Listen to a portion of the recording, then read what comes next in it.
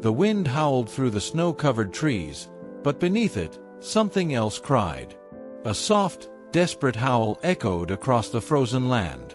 Ranger Elliot, patrolling the outer edge of the pine forest, stopped in his tracks. It wasn't a normal animal call. It was full of panic, grief, and loneliness. He stepped off the trail. The snow crunched beneath his boots as the cry grew louder. It didn't sound like danger. It sounded like a plea for help. He had no idea that what he was about to see would stay with him forever.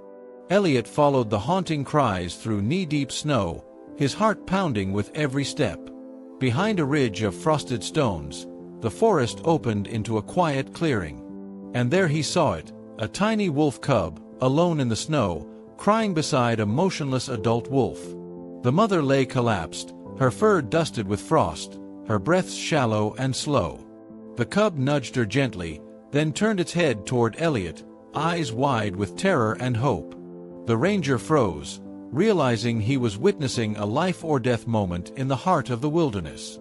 The cub let out a low whimper, circling its mother, trying to warm her with its tiny body. Elliot approached slowly, keeping his hands low and his steps light. The adult wolf wasn't injured from a trap or an attack. She was starving, her ribs visible beneath her matted coat, and the cold had drained what little strength she had left. Her body lay curled, as if trying to shield her cub from the wind. The little one cried again, this time louder. Elliot knelt down. The mother's eyes fluttered open for just a second, then closed. Elliot hesitated. Wild wolves are unpredictable, even a dying one can be dangerous. But this moment wasn't about rules. It was about survival. He looked at the cub, who didn't growl or flee, only stared back, silently begging. Every instinct in Elliot screamed to help. Carefully, he removed his coat and wrapped it around the shivering mother. The cub stepped back but didn't run. There was no aggression, only trust. Elliot knew then, if he left now, they wouldn't survive the night. So he made the choice no ranger is ever trained for, to bring the wild into his world. Gently, Elliot scooped the mother wolf into a blanket and laid her on a makeshift sled. The cub followed closely, never leaving her side. No sound, no protest.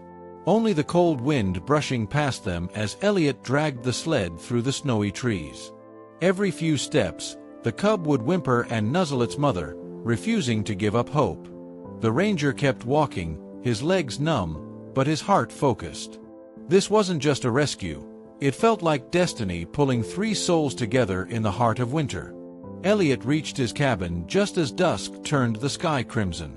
Inside, he lit a fire, warmed towels, and laid the mother wolf near the hearth. The cub curled up beside her instantly, burying its face in her fur. Elliot brought warm water and broth, speaking softly, as if they could understand. He covered them both in old blankets. Hours passed. The fire cracked, the wind howled, but inside that small wooden cabin, something unspoken filled the air, hope. The mother hadn't moved yet, but her breathing was steady. The cub didn't cry anymore. It just waited. All night, Elliot stayed awake, checking on the wolves. He cleaned the mother's coat, gently massaging her frozen paws. The cub occasionally looked up at him, eyes filled with quiet gratitude. As dawn broke, the first miracle happened. Her ear twitched. Then a soft sigh escaped her lips. Elliot leaned forward. Her eyes opened slowly, confused but alive. The cub let out a high-pitched yelp and licked her muzzle. The ranger smiled. After everything, the mother had made it through the night.